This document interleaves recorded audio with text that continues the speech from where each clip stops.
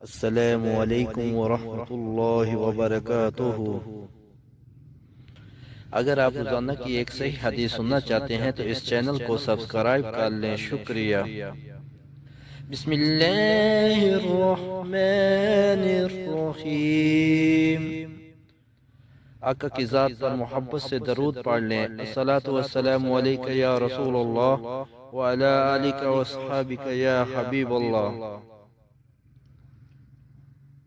ابو ہریرہ رضی اللہ عنہ سے روایت ہے کہ رسول اللہ صلی اللہ علیہ وسلم نے فرمایا، صدقہ مال کو کم نہیں کرتا اور عفو و درگزر کرنے سے آدمی کی عزت بڑھتی ہے، اور جو شخص اللہ کے لیے تواضع و انکساری اختیار کرتا ہے اللہ تعالیٰ اس کا رتبہ بلند فرما دیتا ہے۔